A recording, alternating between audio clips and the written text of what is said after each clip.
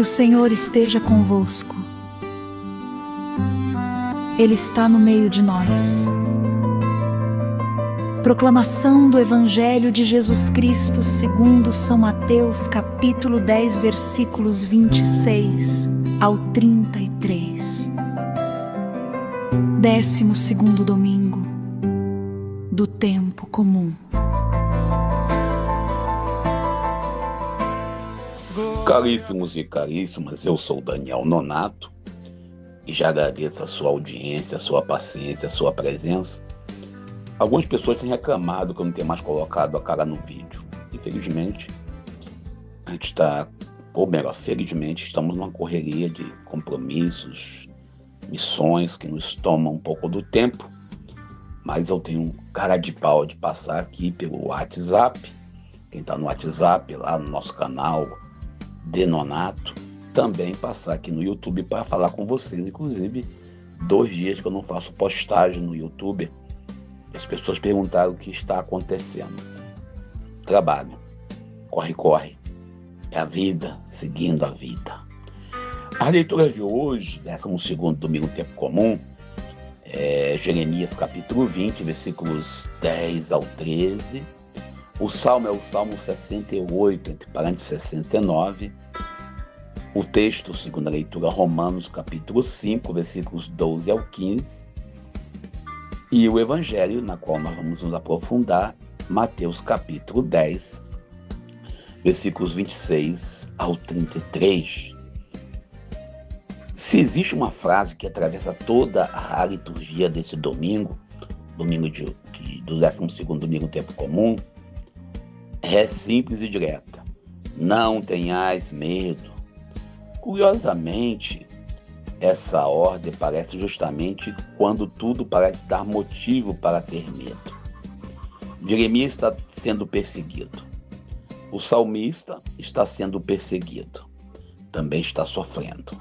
Paulo fala do pecado e da morte presente na história humana. Faz uma análise do tempo. E Jesus envia seus discípulos para um mundo que nem sempre acolhe a verdade. Sabe, Deus nunca prometeu para nós que escolhemos viver uma fé, uma religião, um caminho sem tempestade. Mas prometeu caminhar conosco dentro dela. Jeremias conheceu bem o gosto amargo da solidão. Seus inimigos o vigiavam. Seus amigos esperavam sua queda. Muitos queriam vê-lo fracassar. Mesmo assim, ele proclama: o Senhor está comigo como poderoso guerreiro. A fé bíblica nunca foi e não é uma fuga da realidade. A fé bíblica era não a fé emocional. Jeremias não fecha os olhos para o sofrimento. Ele encara. Ele olha o problema de frente. E mesmo assim, diante de tanto desafio, ele continua acreditando. Acho que o Jeremias era brasileiro. Brasileiro não desiste nunca, não é isso? Esse é o nosso lema. Também, o salmista, aqui o Salmo 68, entre parênteses 69, ele traz para nós um grito de quem sofre sem perder a esperança. É a oração dos que continuam acreditando quando tudo parece o contrário. Quantas vezes também nós nos sentimos assim? Fazemos o bem e recebemos críticas. Procuramos justiça e encontramos resistência. Para quem não sabe, iniciei uma demanda jurídica contra uma empresa, uma instituição, e eu sou taxado por muitos como traidor da pátria. Não tenho problema com isso. A instituição que pague pela justiça, e detalhe, já perdeu em 3 instâncias, mas fica buscando refúgio para não pagar o que deve. Ficar caçando lá um jeito de evitar o pagamento. Uma hora paga. Também não me preocupo com isso. Nós procuramos a justiça e encontramos a resistência. Tentamos construir pontes e vemos pessoas fabricando muros. E aí você vê quando o Papa Leão XIV critica a guerra, critica o uso de armas, logo alguém vem dizer que o Papa não sabe nada de guerra, não sabe nada de defender isso ou defender aquilo. E o salmista hoje, ele mesmo diante de tudo isso que nós apresentamos, continua rezando, porque sabe que Deus é misericórdia. E a sua misericórdia e seu amor, o amor de Deus, é maior do que qualquer crueldade humana. E aí chegamos à leitura de Romanos. Romanos capítulo 5, versículos 12 ao 15. 3 versículos bem simples, não é isso? E Paulo hoje nos convida a olhar para a realidade, aonde ele amplia o horizonte.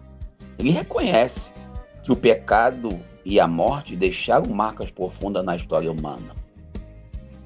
Basta você abrir um site hoje, um jornal, navegar alguns minutos na internet, nossas redes sociais, para perceber isso. Mas Paulo não fica olhando para a desgraça. Paulo não fica lamentando o mundo destruído. Algumas pessoas falam, o mundo já acabou, Jesus volta logo. Outros falam, vem logo o meteoro. Jesus anuncia que a graça de Cristo é maior do que o pecado. Paulo anuncia isso. Onde o mal tenta dominar, Deus, nosso Pai, amoroso, continua criando possibilidades. Deus, nosso Pai amoroso, continua dando oportunidade. Às vezes, alguns amigos gostam de postar alguns vídeos de violência, onde o nego corta a cabeça, desculpe o termo, né? Onde se tortura alguém, ou que tem alguns cadáveres. Isso é cultura de morte. Se só tem quem veja, então tem quem poste. Se nós ignorarmos as postagens de violência, de terror, certamente o mundo seria melhor. O evangelho de hoje, o evangelho de Jesus, segundo Mateus, capítulo 10, versículos 26 a 33, não reúne os discípulos para oferecer um curso de sucesso garantido. Para quem faz o cursilho de cristandade, às vezes a pessoa só pode ler o cursilho, e aí a pessoa acha que acabou o cursilho, agora tudo vai ser melhor. Não, agora começa a perseguição. Jesus não promete riqueza, não promete aplausos, não promete popularidade, e nem likes, ou tampouco seguidores nas suas redes. Aliás, se Jesus fosse um consultor de marketing, provavelmente seria demitido no primeiro dia.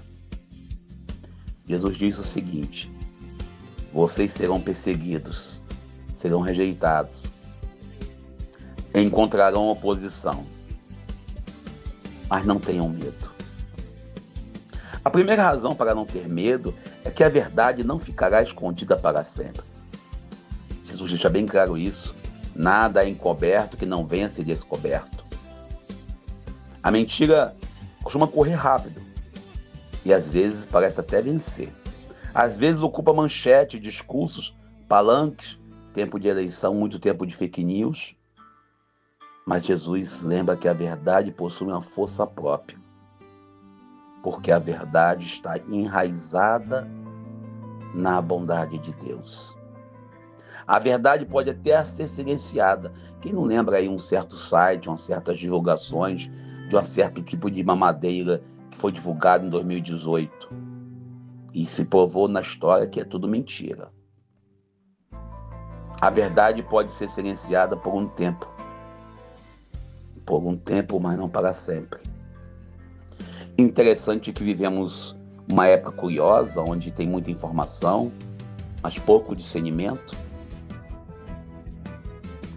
E ao mesmo tempo, você vê claramente que essa informação gera uma dificuldade para distinguir o que é verdade e o que é mentira. Se você olhar hoje, a IA, por exemplo, eu mesmo, desculpem, eu criei um vídeo essa madrugada e coloquei Jesus caminhando, discutindo com seus discípulos, a imagem de Jesus de Nazaré.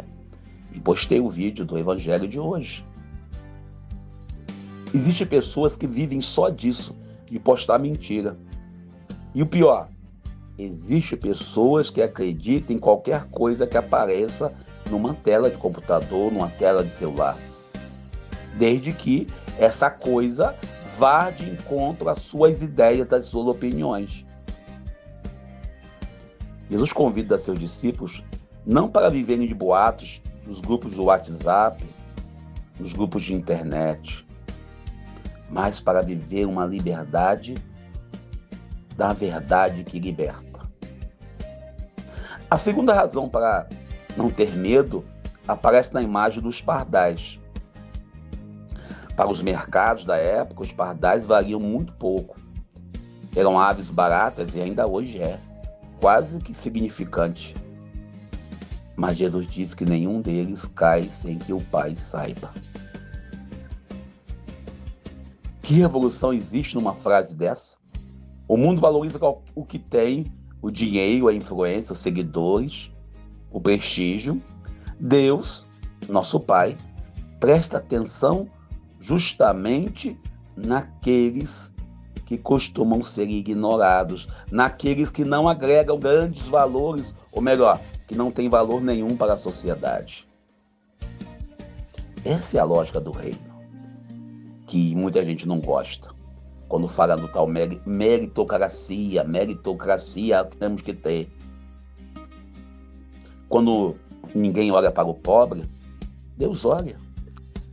Quando ninguém escuta os esquecidos, Deus escuta. Quando ninguém percebe os que sofrem, Deus percebe.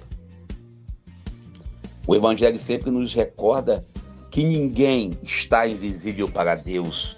Ninguém é isolado perante a grandiosidade de Deus de amor, de um Deus que nos ama. O Evangelho de hoje nos convida a rever também se nós não somos esses promotores de exclusão, de invisibilidade.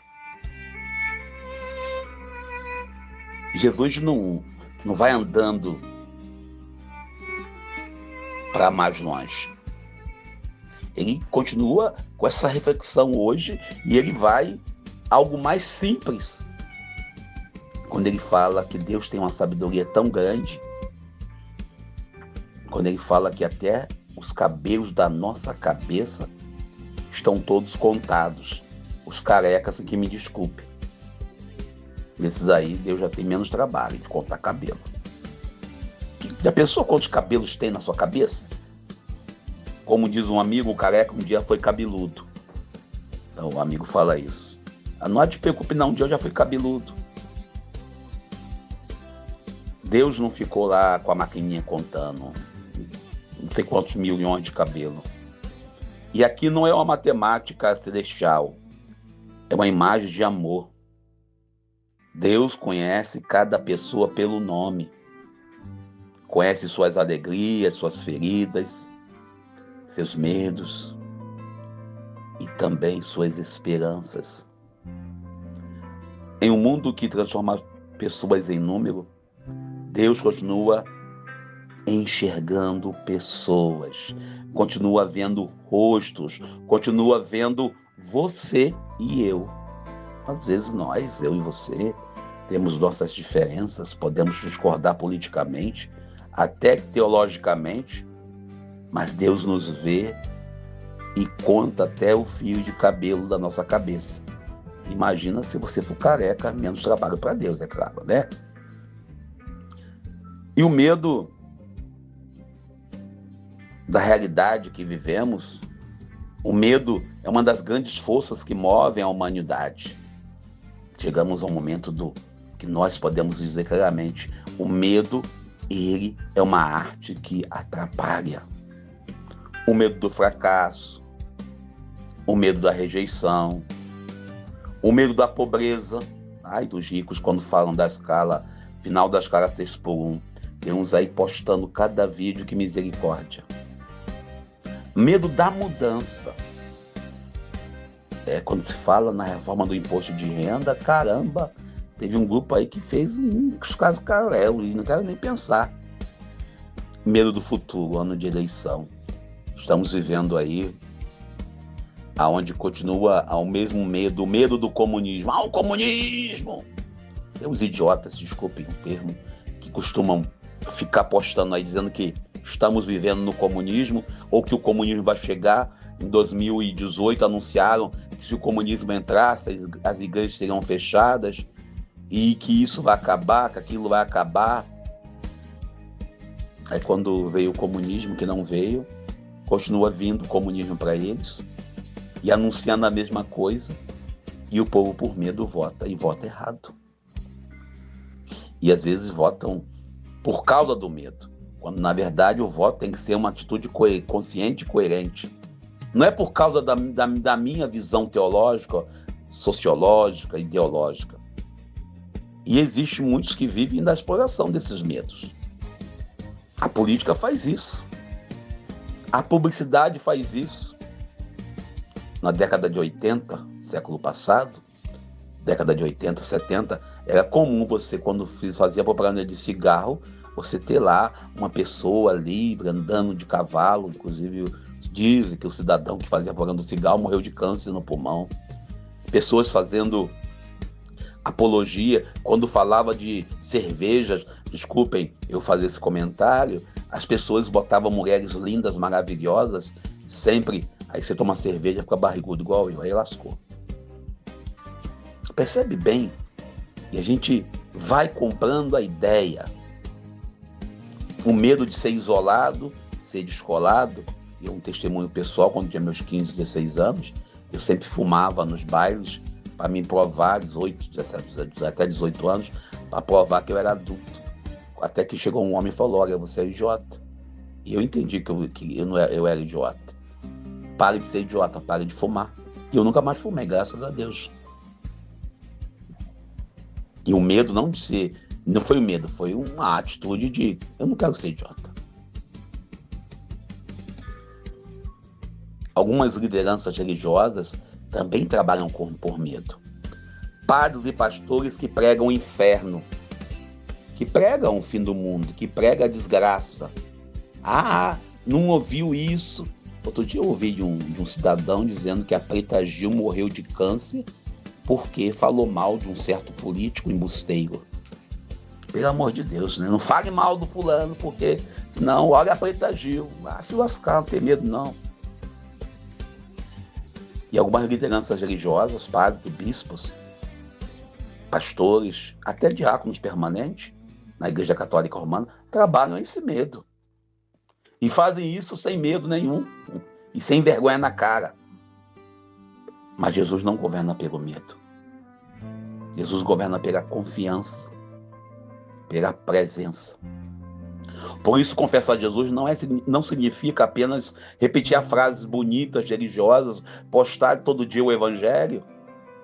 Significa acolher os pequenos, significa praticar a misericórdia, significa colocar a justiça acima dos privilégios, significa amar até quando o ódio parece mais fácil. É bem complicado, né? Às vezes eu falo isso para mim mesmo.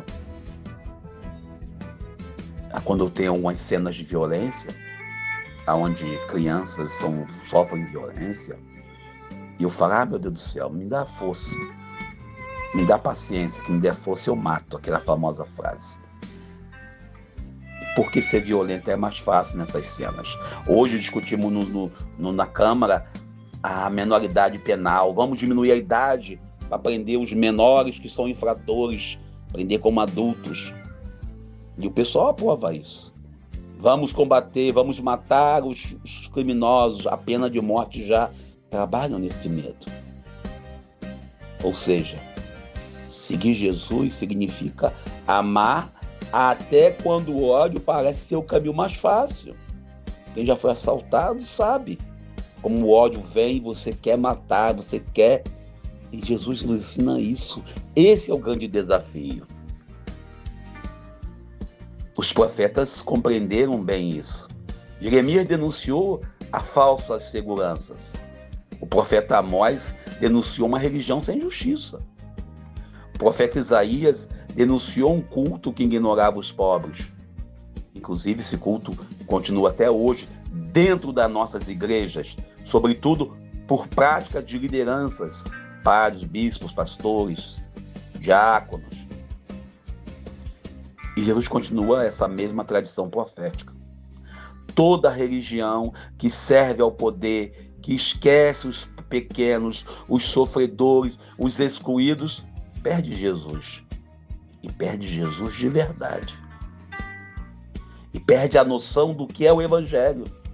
E deixa de seguir o Evangelho para seguir o próprio interesse. O discípulo de Jesus não é chamado a espalhar medo. Vai para o inferno. Alguns pastores pegam só o diabo.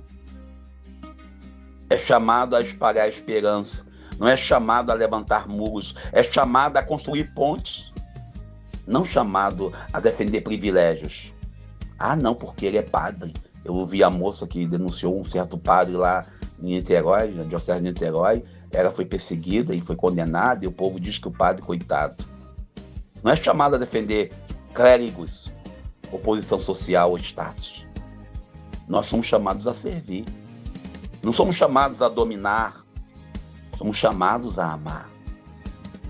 E isso exige coragem. Porque amar sempre foi um ato revolucionário. Aí lembro lá do Guevara, de endurecer sem perder a ternura. Agora vão me chamar de comunista ou de herege.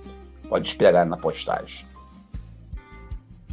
E sabemos que ao final da caminhada dessas leituras de hoje, desse domingo, queremos recordar uma verdade fundamental. Jeremias foi perseguido, mas não abandonado. O salmista sofreu, mas não perdeu a esperança. Paulo anunciou que a graça é maior que o pecado. E Jesus garantiu que o Pai conhece até os cabelos da nossa cabeça. Se você é careca, eu não posso fazer muita coisa por você. Use uma peruca. Desculpe pegar a brincadeira, sem querer cometer carecofobia, como diz meu amigo Jorge.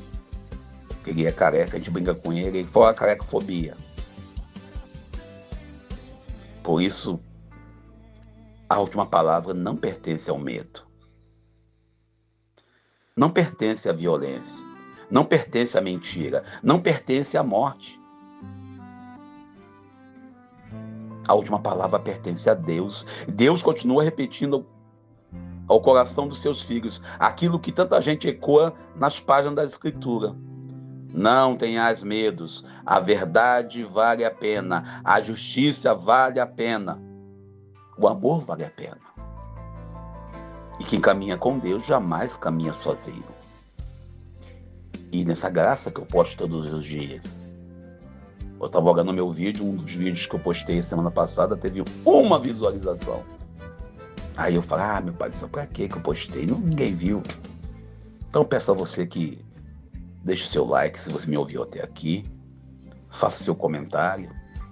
E se possível, dentro da sua misericórdia, da graça, compartilhe para que outros possam ouvir.